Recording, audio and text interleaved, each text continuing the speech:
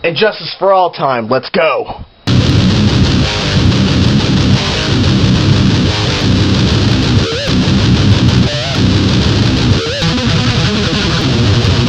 Hey everyone, Shane's12 here. Hope you liked the little intro. So anyways, back to the review. Anyways, so I'm reviewing Injustice for All by Metallica.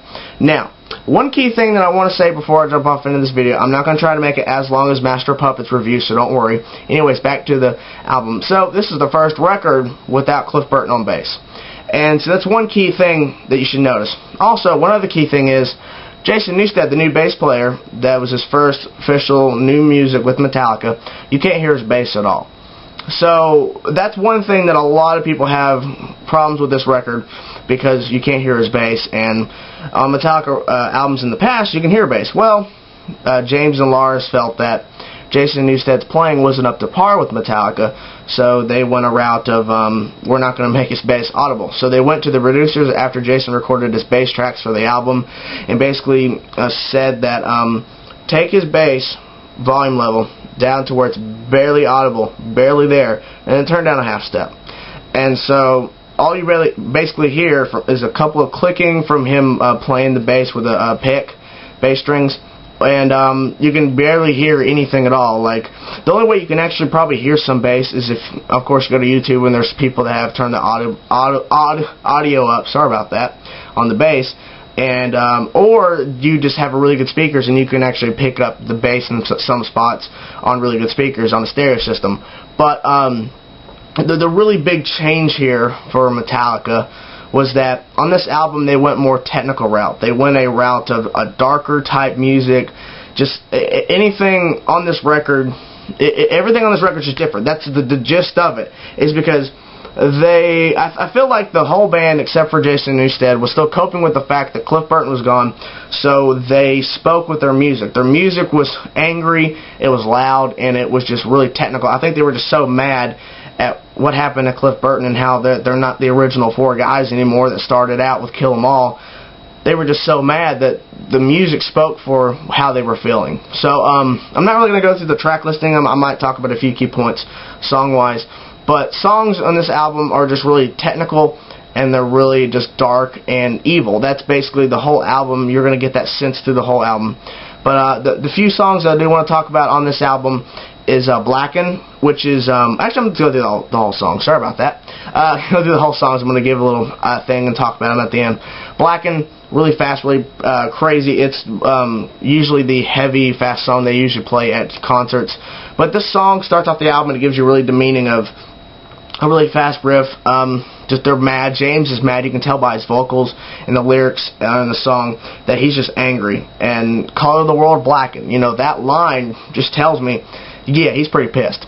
And so that song just has a really awesome solo, but it has the thing of that they were just so mad that they wanted to let the world know. And once you pop in the CD, the first track, Blacken, you know that they're angry.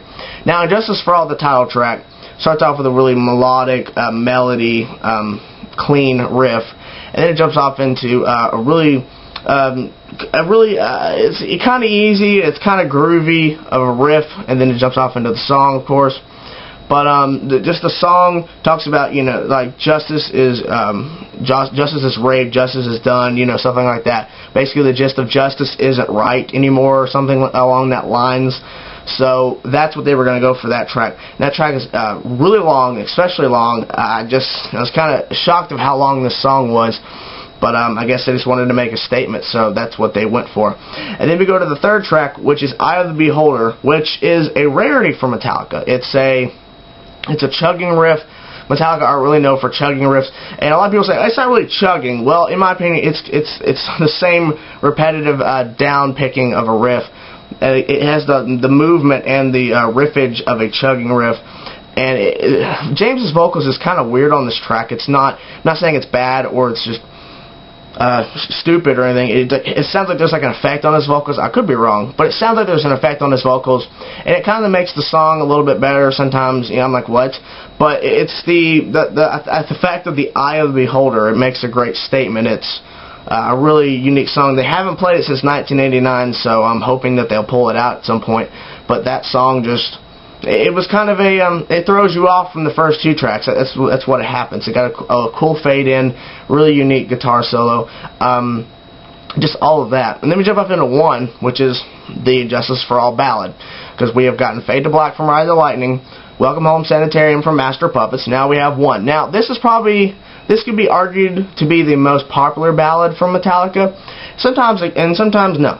Because the only reason why I'm saying it could be argued, because every Metallica show has the song 1 being played. Not every show has Fade to Black or Welcome Home being played. So that's why the argument of it's probably the most popular ballad. Now it's the first music video from Metallica to be released on the world. And I guess I just want to go down the route of making a music video about it. So that's probably why it's the most popular. But I think the song, the music video, got the album sold. Now, not all of the albums were sold just because of a music video, but I felt like that they got a wider range of audience to come listen to their stuff because of the music video. And a lot of people hated them for that, but I felt like 1 captures Metallica in its darkest moment, because the lyrics are very, very dark and really sad and upsetting. And then the second half of the track is just fast-paced thrash riffs. That's basically what it is, and probably one of the most memorable guitar solos from Kirk Hammett is on 1, of course. So, a really amazing ballad. Like I said, arguably the best one they've ever done. Anyways, off to track 5, which is Shortest Straw. Sorry about that. I was thinking like, wait, is it? No, The Shortest Straw, which is a fast-paced thrash riff. You know, Shortest Straw has been pulled for you. It's a great line from James.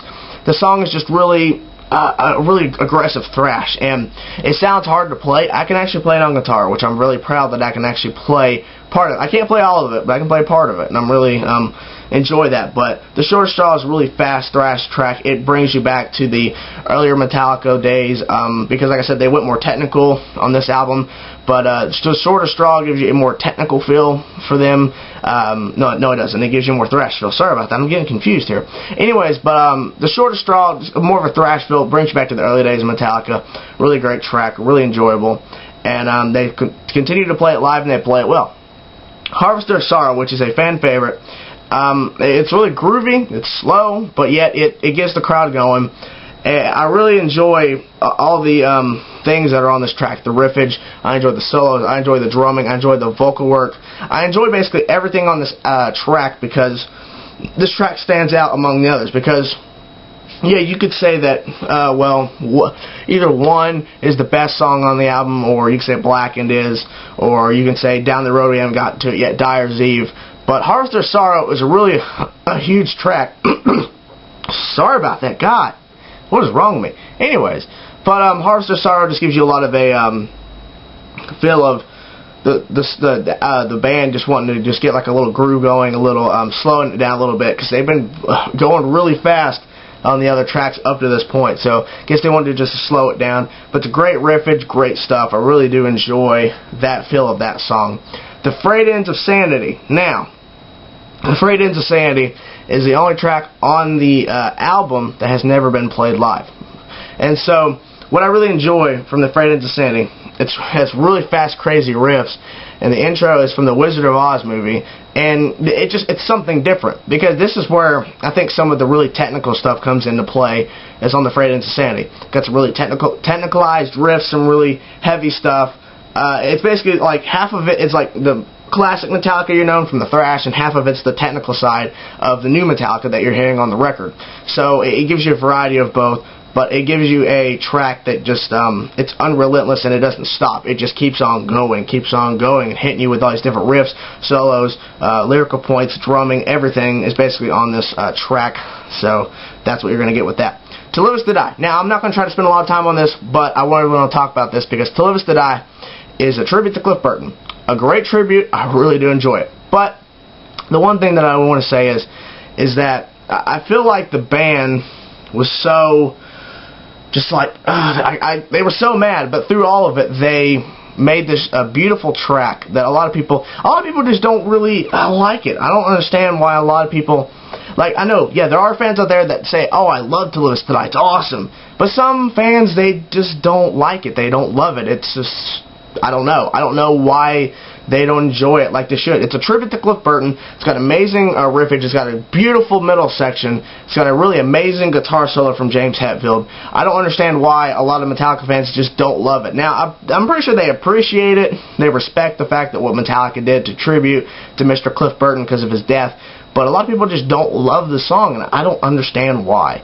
But To Live Is To Die, I personally believe it's, in my opinion, of course, it's my favorite instrumental from the band. I personally believe, and sometimes it's their best instrumental, but that's just me. But like, then again, I think I can't say that because Cliff Burton's not playing bass on it. So that's the only reason why. But To Live Is To Die needs to be loved more. It's just an epic instrumental that really needs to be loved more. So go to Dyer's Eve, which is arguably the heaviest, thrashiest song they've ever written ever. So Dyer's Eve just gives you relentless guitar riffage. Just really fast riffs that just keep on going. They keep on going. And so that's what I really enjoy, is Dyer's Eve does not stop. It just gives you a really like amazing solo from Kirk that I'm kind of shocked of how fast the solo is in spots. And then we just have the complete riffage that starts off the song. It just, the power of that song really shows their anger and how James keeps starting off the line, "Dear Mother, Dear Father." It's just like, just so angry, and it ends the album on a high note because you just got done listening to Live Is To Die. Really slow, really groovy, but it's heavy, but it's groovy, and then you get hit with this really fast song. I think it's just really good at how they pulled that off. So, all in all, this album, it gives you a lot of technicalized Metallica stuff. In some spots, it gives you the old-timey thrash Metallica. But what you're going to get on this album is no bass, really fast, really technicalized songs, melodies, a ballad, which is one, and then you just get a variety of things from Metallica. But there, of course, is production issues because of no bass. But I feel like this album made a statement of Metallica was angry that Cliff Burton died, and they were just mad at everything. So that's the review, guys. So you comment down below and you let me know what you would rate this album, because I'm not going to rate the albums. And you also comment down below and tell me your favorite tracks. And even if you got, like, I got 3 tracks I love and they're all tied for my favorite, then just let me know. And as always, guys, you like the video and you subscribe for more metal videos, and I will see you guys on Friday.